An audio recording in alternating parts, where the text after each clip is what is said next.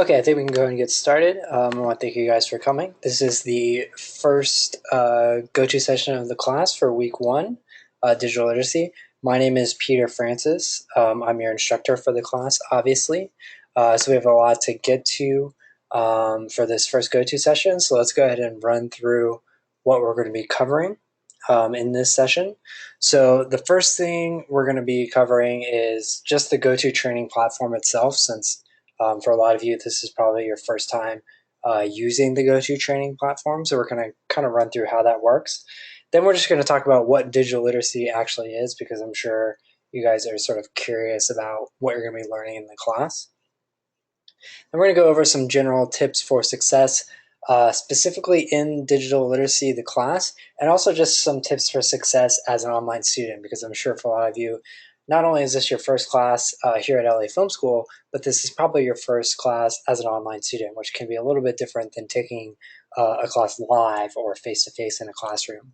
Then we'll take some time to go over your discussion, which is your first graded assignment for this week. So as I said, the first thing that we're going to do is take a look at the GoTo Training platform. This is what it looks like. It actually looks a little bit different now that there's been some updates. So visually, it looks a little different, but it's pretty much the same as far as the functions are concerned. So there are a couple ways that we can sort of interact with each other. The first is the chat box. So this is sort of how we can interact with each other using text. So when you type a message in the chat box and hit enter or hit send, everyone in the GoTo Training session is able to see that message. So that means every student can see it, although it looks like there's only one other student in here now, but that's okay. Hopefully some more will show up throughout the session. So every student can see it. I, as your instructor, can see it. So just make sure that any message you send in there is obviously going to be appropriate for the classroom environment. So, anytime you have a comment or question, you can type it in there.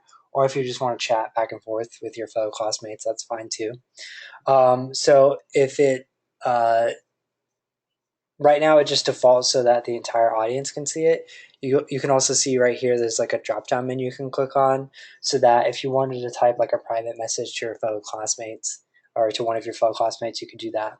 You could also change it so you could just type it to me as your instructor only. So if you wanted to type like a private question, you could do that.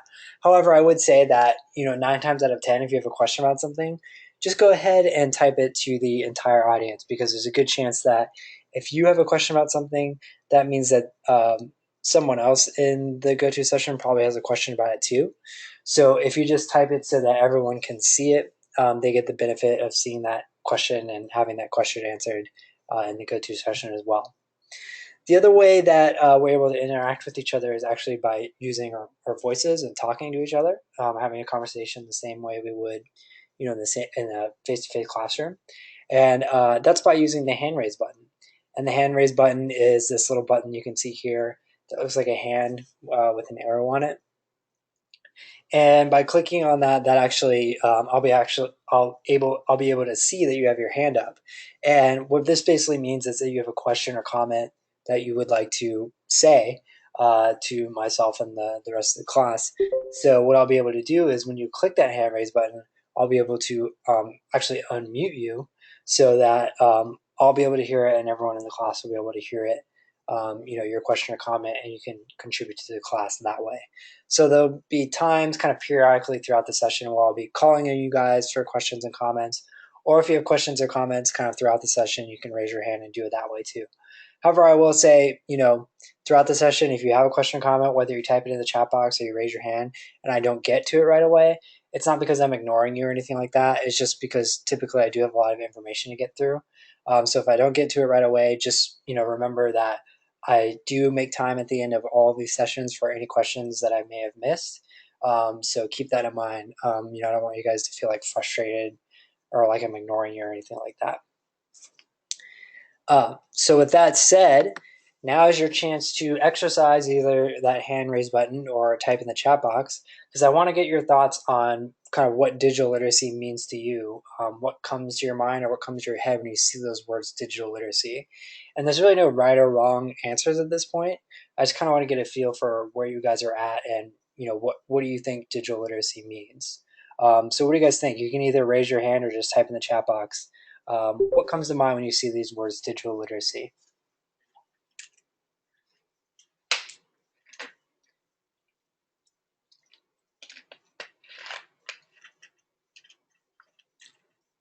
Come on, guys, don't be shy.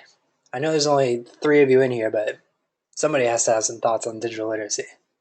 And remember, there's no right or wrong answers. Knowing proper terms, yeah, specifically relating to the digital world, yeah, that could definitely be part of it. So great point, Julia. Does anybody else have any other thoughts about digital literacy?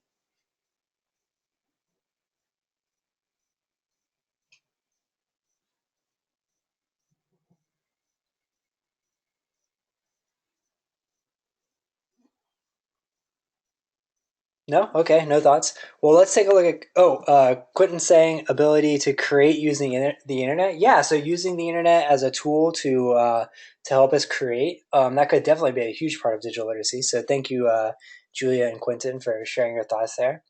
But let's take a look at kind of what our official definition of digital literacy is and kind of what we'll be exploring throughout the month here in the digital literacy class. So it has to do with knowing and learning software, becoming internet savvy, conducting proper research, and really no matter what part of the entertainment industry you're going into, you're going to be doing some type of research, whether it's scouting shot locations, planning a tour for a band, researching mic placement techniques, figuring out software shortcuts, that type of thing. You're going to be doing some type of research, so we want to know how to do the proper research. Excellent communication practices, specifically relating to online communication, of course, and creating a professional online presence. Having that good online presence is what's going to help you cement your entertainment career. So all of these things are what we're going to be touching on throughout digital literacy. So kind of keep those in the back of your head as we progress through the course this month. So what I want to do is switch gears, switch presentations here to the next part, which, as I promised, was talking about how to succeed in digital literacy specifically, and also more broadly as an online student. Because as I said, for a lot of you, in case you weren't here when I said this, for a lot of you, obviously digital literacy is going to be your first class here at LA Film School. But for a lot of you, this is going to be your first time as an online student as well, just generally speaking. So, it's a lot different than being in an on-campus class. So I'll give you guys some tips to succeed in this class specifically and as an online student in general. So with that, my first tip to help you guys succeed is regarding email. You want to check your email at least twice a day. And what I mean by checking your email is specifically your LA Film School email, not your Gmail account, not your Yahoo account, not your personal email account, whatever that may be. Specifically your LA Film School email. So if you're not sure how to check your LA Film School email account, what I would do is get with online support. And you can contact online support by clicking on the How Do I Get Support activity in your activities list. That has all of online support contact information, and they can set you up with your email, how to check and everything like that. The reason why I say to check your LA Film School email specifically is because that's where all of your official school email is going to. So that means anytime you get an email from or a message from myself as your instructor, or maybe for example your advisor or financial aid, or just anybody from the school, it's going to be going to your LA Film School email. So you want to make sure you're being kept up to date with what's going on with the class, what's going on with the school, so on and so forth. So that's why it's so important to be checking that so often. If you're sending emails, and this goes for messages and comments on the platform and everything like that as well, make sure you're keeping this communication professional. So what do I mean by professional? When you're communicating, with your instructor or anyone else at the school or anything like that, try to avoid treating it like it's like a text message between you and your friends. You want to at least include some type of greeting, Hi, Mr. Francis is fine, or even hi, Peter is fine. It doesn't have to be too formal, but you shouldn't just start in the middle of the message. Some type of greeting is customary. Then obviously include the message and sign off. Include your full name. Typically is a good way to sign off. If it is an email, make sure you include some type of subject. That way I know what the email's about when I'm reading it. The best subject to include, for example, is if you're asking a question about an assignment, for example, include the specific assignment that you're asking about as a subject. So, for example, if you were asking about assignment 1.4, you could include assignment 1.4 as the subject. Because I get so many emails and messages from students that say, hey, I have a question about the assignment. Which is fine, but we have a lot of different assignments in this class. So then inevitably I have to reply back saying, hi, I'd be happy to help, but which assignment are you referring to? So we have to spend a lot of time going back and forth clarifying, which assignment or activity that they're talking about. So we can mitigate that or shorten that by, you just being really clear about which assignment that you're asking about specifically. Proactive communication is very important. So what do I mean by proactive communication? Specifically, if there's something going on in your life that's preventing you from, doing your schoolwork, from getting your activities in on time, I do need to know about that. I need to know about that ahead of time. So, for example, if, you're in a car accident or you have some type of family emergency, health emergency, something like that, that it's going to make your assignment late or your discussion board late or something like that, let me know ahead of time. Don't just wait for the deadline to pass and just say, well, I guess I can't turn this in. Email me and let me know what's going on, because it's not like it's a campus class where I can see that, you're obviously not in class. And I can see that, something's wrong here. I'm counting on you to kind of stay in contact with me and let me know that something's up, that something's wrong. Now, that being said, I'm not trying to pry into your personal life. You don't have to tell me every single detail about your life. So, you don't have to go into extreme detail or anything like that. If you're messaging me to let me know that something happened, you can just say, hey, I'm having a personal health emergency, or I'm having a personal family emergency. My assignment is going to be a day late. Is there any way I can get an extension? That's really all the level of detail that I'm asking for. You really don't have to go any more in depth than that. Your personal life is your personal life. I'm not really trying to pry into it. I just need to know kind of how it's affecting your school life and if it's making you late. Then I can work with you to provide an extension if it's appropriate, and we can kind of take that on a case-by-case basis. Grade feedback. Okay, so really my goal for this, you guys, is I want my grades to be as clear as possible for you. I don't want it to be a mystery about why you received your grades. And that's what I really try to provide with my grades. So obviously we're just starting week 1 here because of the Memorial Day holiday. So, it's Tuesday, so we're just on the first day of week 1. So obviously you haven't really seen any of your grades yet because nothing has been, officially due. But starting in week 2, you'll start to see some of your grades being posted. And once that happens, you'll want to check your grades, on a regular basis. When you see your grades start to be posted, this is how you'll see it kind of be broken down here. It's essentially in 2 components. The first part will be your score, and then the second part will be my general comments, okay, about your score. The first part, the score, that's actually broken down even further into 2 separate parts, okay? So you'll have your overall score, which is obviously, out of 100 points. So you might get 100, you might get a 90, you might get an 85, so on and so forth. Then I'll break it down even further according to the rubric. So every graded assignment and discussion board has a rubric, and we'll go a little bit further in depth on this discussion board rubric a little bit later, because we're going to go over the first discussion board later on in this GoTo training session. But I'm just showing you the rubric now to show you kind of how I break it down. So, for example, in this first discussion, you have different dimensions here that you're being graded on. So you have thoroughness and quality, it's 35 points. You have logic and analysis, that's 25 points. You have your response pose, that's 30 points. And you have your spelling and grammar, that's 10 points. So all of these different dimensions add up to 100. Okay, so that's where your score is coming from. So in your grade feedback, in your score, I'll actually break down your score according to these different dimensions. So you'll actually see out of these 35 points, how many points did you get? Out of these 25 points, how many points did you get? Out of these 30 points, how many points did you get? Out of these 10 points, how many points did you get? And you'll actually see how all those points add up. So if you get a 98, you'll see that maybe you got an 8 out of 10 in spelling and grammar. So you'll see exactly where you lost points, okay? Now, taking it a step further in my comments, if you did happen to lose points, I'll explain exactly why you lost those points. Because again, I don't want it to be a mystery about why you're losing points. I want it to be very, very clear.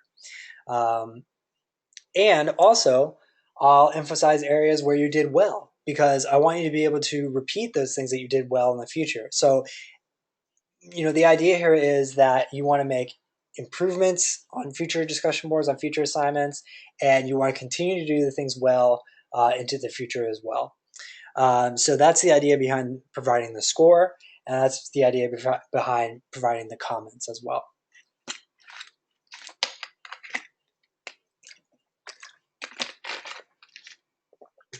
Now, there are essentially two graded activities that you'll need to focus on from week to week. Those two graded activities are the discussion boards and the assignments. Now, with that said, you've probably had a chance at this point to look at your activities list, and you've probably noticed that there are more than 2 activities in your first week. Now, why is that exactly? So the reason for that is there are your 2 graded activities, which are the discussion boards and the assignments, but you also have a certain number of ungraded activities, okay? So you might be thinking, well, ungraded activities, what is the purpose of those? I must not have to do those if they're ungraded. Please don't make that mistake. The ungraded activities are very important. They're just as important as the graded activities. The reason why they are there is to help prepare you for the graded activities, okay? So for example, the read and view activity in week 1 is there to give you the background information that you need to prepare you for the assignment. So if you were to just jump to the assignment without doing the read and view activity, you wouldn't have the background information that you need to be successful on the assignment, all right?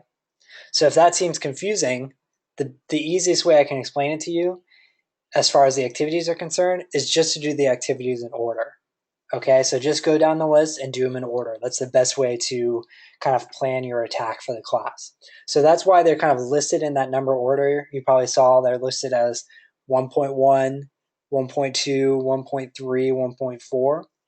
The reason that they're listed that way is because that's the way you're kind of expected to do them, is in that order. So that's the best piece of advice I can give you is to not skip around and just complete them in that order. But as I said, there's only 2 of them that are actually graded, and there are only 2 of them that actually count towards your final grade. The first of those from week to week is the discussion board, okay?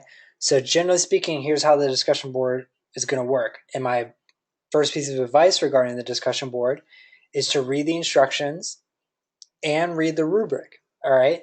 A lot of students make the mistake of only reading the instructions and not reading the rubric, okay? So the instructions are going to tell you, what you need to post, obviously, and what questions you need to answer. But the rubric, as I mentioned, is going to tell you how you're going to be graded, how you're going to be scored, okay? And the same rubric that you're seeing in your instructions, in your downloads, is the same rubric that I'm looking at when I go to actually grade your discussion board, all right? So you can effectively and essentially grade yourself before you even post anything if you're honest about, where you're falling into these columns. So if you look and you feel like your work is mostly falling into this proficient column, you might want to go back and add a little bit more work, add a little bit more detail so that you're falling into the exceptional column so that you can get the grade that you want. Generally speaking, for the discussion boards, The initial post, essentially how it works is you have 2 posts that you have to do for the week, okay?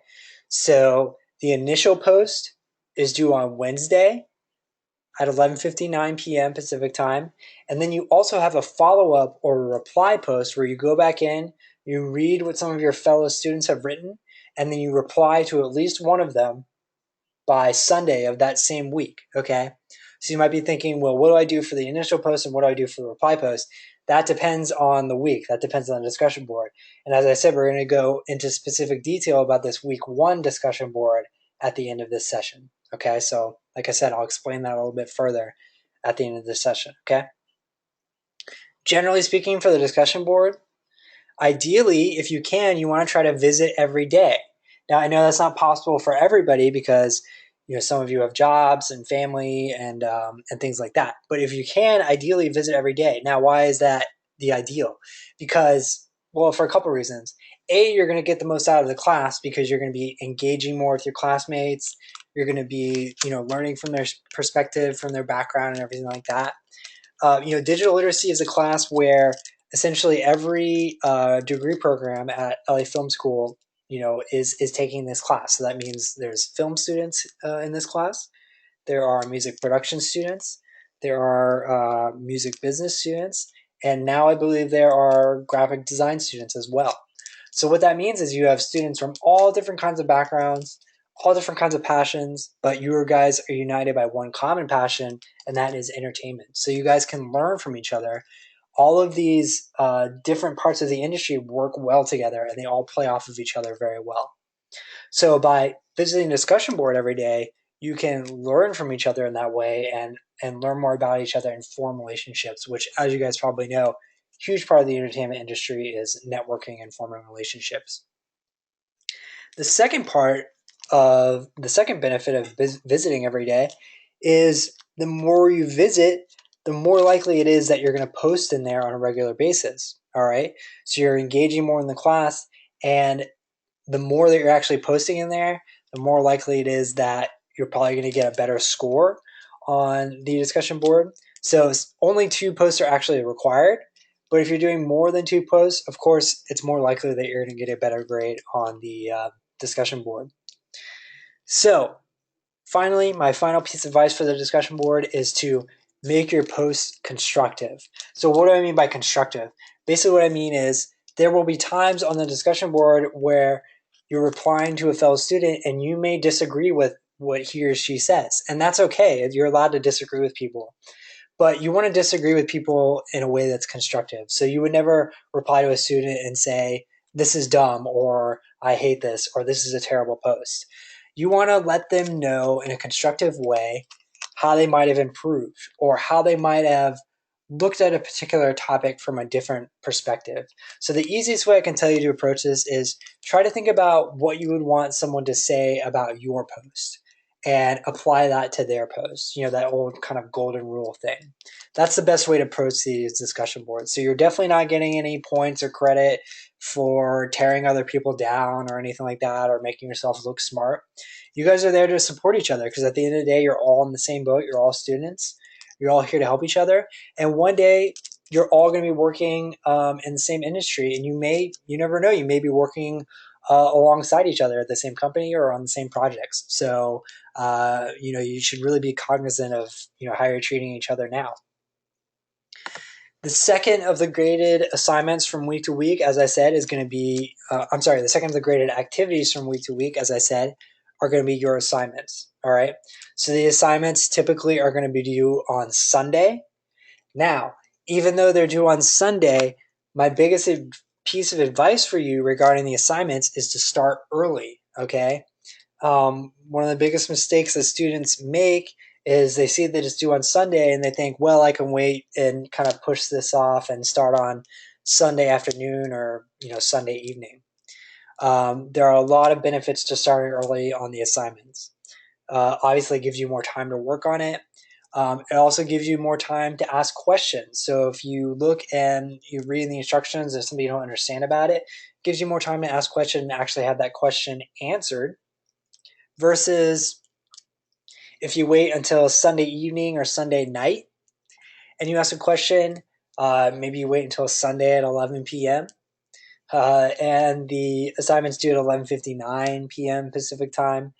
I may not see that message or that email until the next morning. And unfortunately, by then it'd be too late for you to get that answer. So you'd kind of just have to wing it and submit it and, kind of pray that it was right.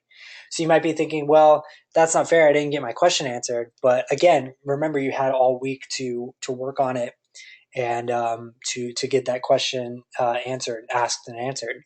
So what I'm saying is try to avoid putting yourself in that situation by starting early.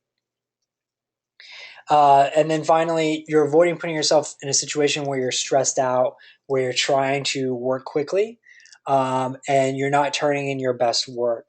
So the best way to approach the assignments is just to work a little bit on it each night, maybe like an hour each night, so you can work at a relaxed pace and not stress yourself out too much about it. Because what happens inevitably if you wait until Sunday evening or Sunday afternoon is the assignment is going to take longer than you think it does. You're going to end up running out of time. You're going to end up rushing to submit it, and you're not going to submit the best work that you thought that you would submit. You're going to end up being disappointed in yourself. So avoid that situation. Start as early as possible.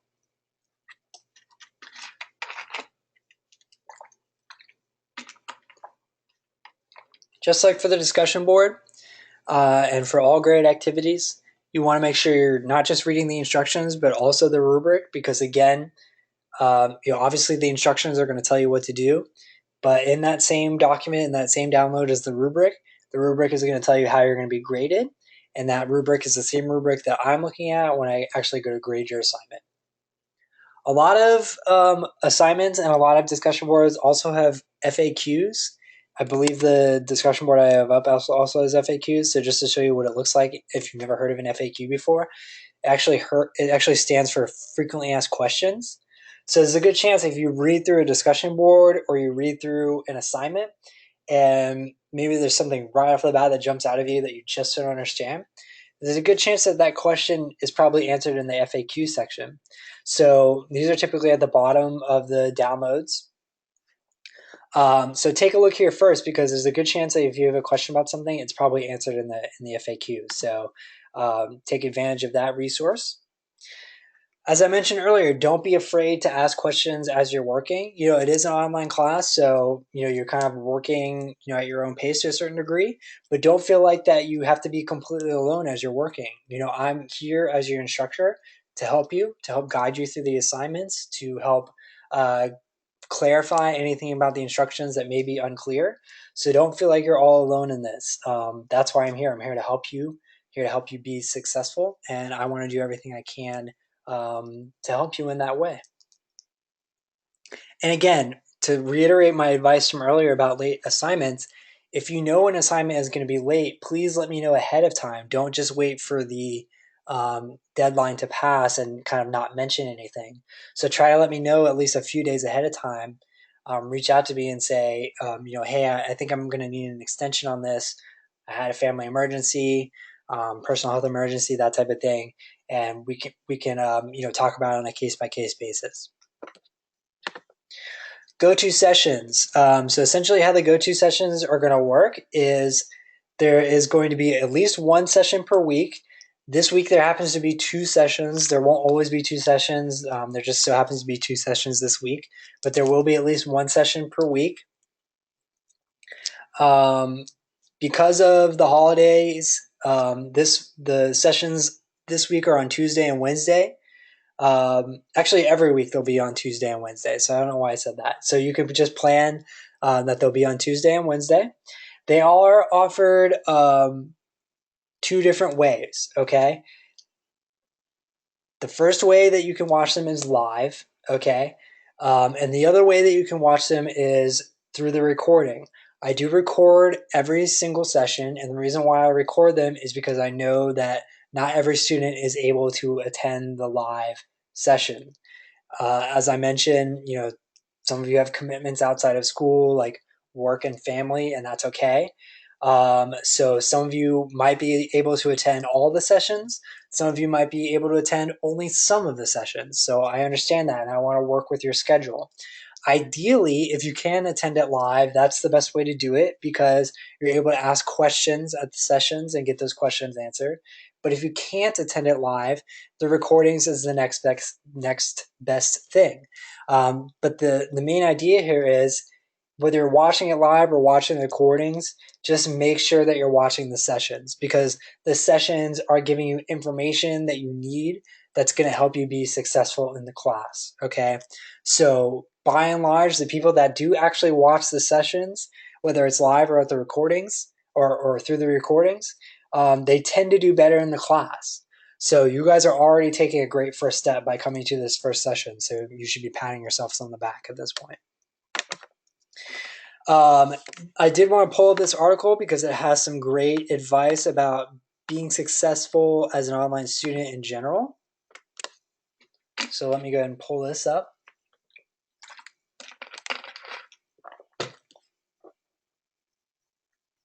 So this touches on a number of topics that are relevant to you guys as online students. The first one being time management. I mean, that's relevant to essentially any student, but it can also be very relevant to, specifically very relevant to online students as well, because you are essentially the master of your own time management. And what I mean by that is when you're in a campus class, there is to a certain degree, there's an instructor there constantly reminding you of deadlines and everything like that. And you also have your fellow classmates there, sitting right next to you saying, hey, did you remember to study for the test? Or hey, did you remember to do your homework yesterday? That type of thing. So there's someone to a certain degree always reminding you to do something. But in an online class, it's essentially just you keeping track of when things are due and everything like that. So you kind of have to be the master of your own time management. So this has some advice on that. The other thing that is often very specific to an online student is balancing personal obligations. So for a lot of you out there, as I mentioned before, one of the main reasons why people why people pursue an online degree program is because they do have these outside personal obligations that would otherwise prevent them from pursuing a campus degree program. So maybe they already have a family that they're taking care of, or they're already working full time, or they have hobbies that they like to pursue, whatever it may be. They're balancing personal obligations outside of school, and that's okay. But we also have to remember that we still do have to make time for school. You guys are here because you are pursuing a passion. So, try to remember why you're here and, why you're pursuing that passion. So this has advice on balancing those obligations as well. Another thing that's unique to being an online student is that study environment. So it's kind of a double-edged sword, right? The cool thing about being an online student is essentially your classroom is everywhere. It can be in your bedroom. It can be at Starbucks. It can be at McDonald's. It can be outside of the park. So that's all really great.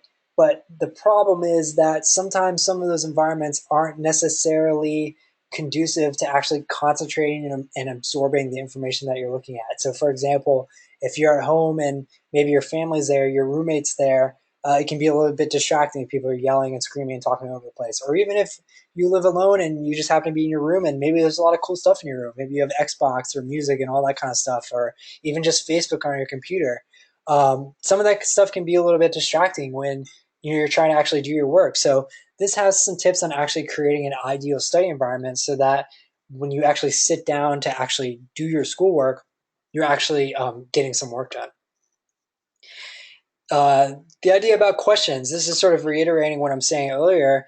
When you're an online student, it can be really easy to fall into this trap or this way of thinking that I'm doing this by myself. I'm isolated.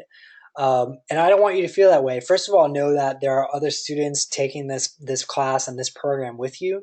So you have other students there to support you. But also know that I'm here as well.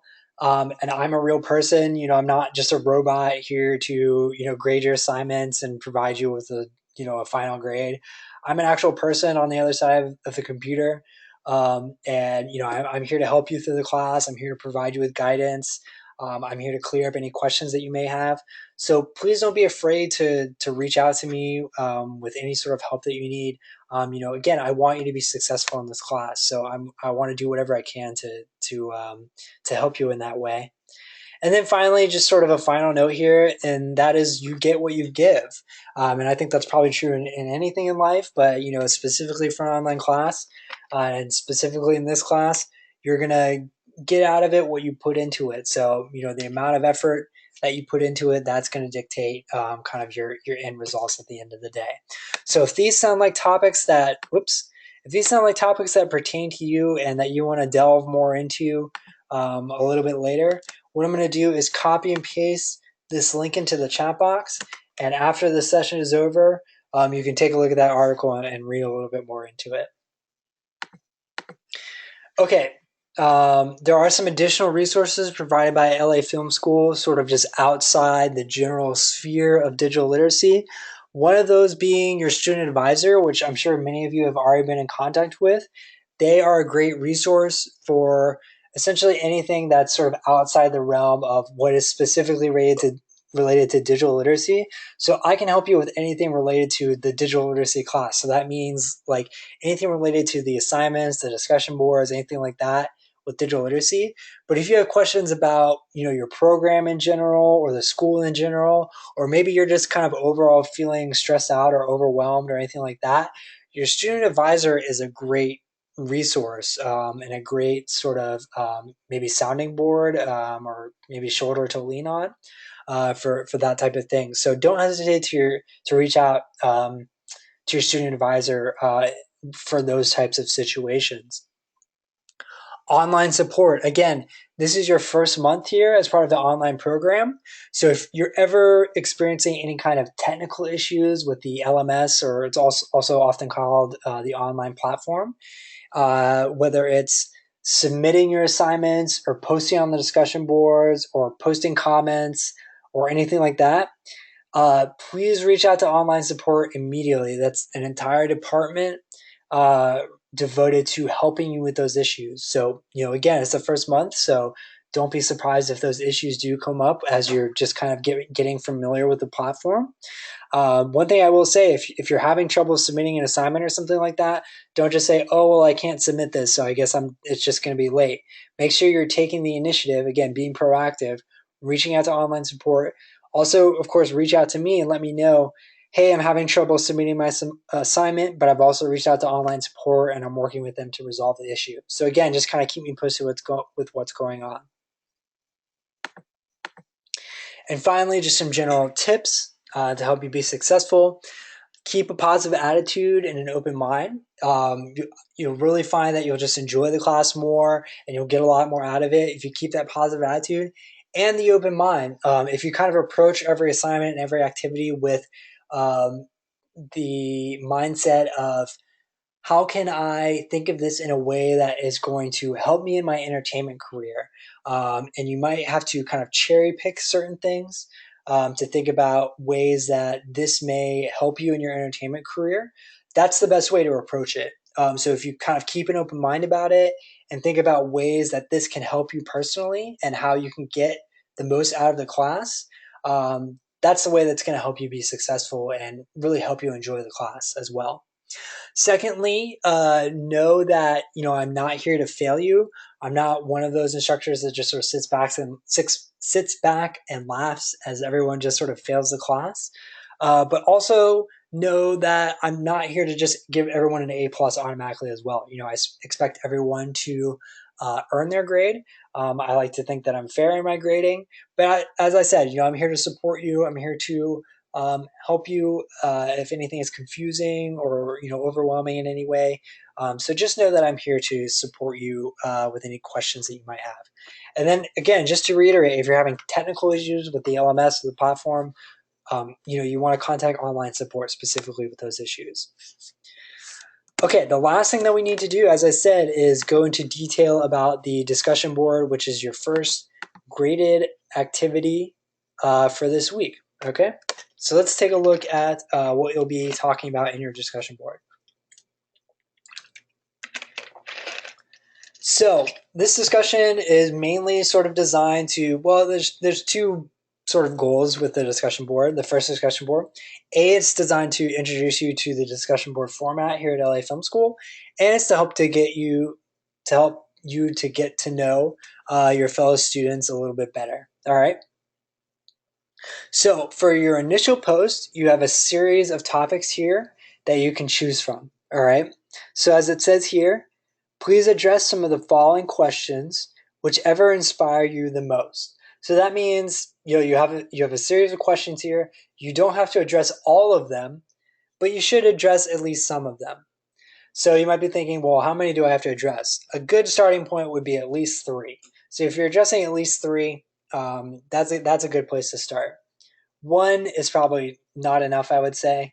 But if you're addressing at least 3, that would be a good start. If you address all of them, fantastic. You don't have to address all of them, but if you feel like doing that, that's great. So let's take a look at some of the topics that you will be addressing for your initial post. So it says, is there anything you are already doing to establish your digital footprint or online identity? What are the goals that have driven you to begin your degree program? How is it for you, how important is it for you to graduate from this degree program and why? How will you stay motivated during weeks that you are very busy, have heavy work or family demands, or don't feel too well? Do you already have industry experience? If so, tell us about it. How do you learn best? What are your greatest challenges with learning, if any? What strategies do you plan to utilize to help you overcome challenges? What do you think will be the hardest part of your degree? How do you plan to overcome these challenges? What is your plan? Why is it important? And what are some things you would like to know about your classmates? Okay, so those are the topics that you want to address. Again, at least some of them.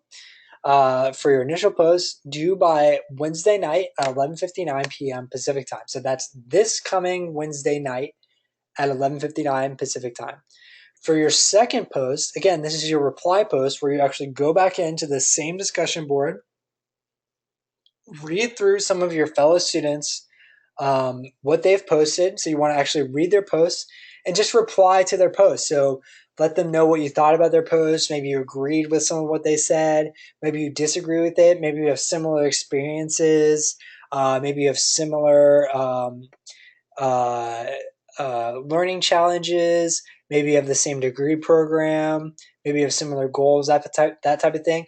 Or maybe you have completely opposite goals and you just want to talk about that. Or maybe you want to talk about, even though you have opposite goals, maybe they intersect in certain places. So really you can talk about whatever you want, but you have to, obviously hone in on the topics that are expressed here and reply to one of your fellow students' posts. Okay, at least one of them. You can do more than one if you want to. That reply post is due by this coming Sunday at 11:59 p.m. Pacific time. Again, as we've looked at here before, we have the rubric. Okay, so you can look at the rubric to see what you're being graded on. Okay, so you have dimensions here, thoroughness and quality, logic and analysis, your response post. Again, response post is very important. The response post in and of itself is worth 30 points. So that should tell you just how important it is. And spelling and grammar. So you can actually see before you post, you can, again, if you're being honest with your work, you can see what type of score you might get. So if you're not, providing enough detail, or if you're not including a response post, you might want to go back, add your response post, provide a little bit more detail, a little bit more substance to make sure that you are going into this exceptional column. Okay? So that's the rubric. Again, you have a frequently asked questions section. So there's a good chance if you have a question about something, look here first because it might be answered here first. That being said, if you look at the FAQ, you've looked at the rubric, you've read through the instructions, and you still have any questions, please feel free to let me know because I'd be happy to answer them for you. With that, that's all the information that I wanted to present to you in this session. If you feel like you got all the information you needed, you are free to go for the evening, and I thank you for coming. However, if you feel like you have any questions, I'm willing to stick around and get those answered for you. But like I said, if you feel like you're good to go, you are free to go.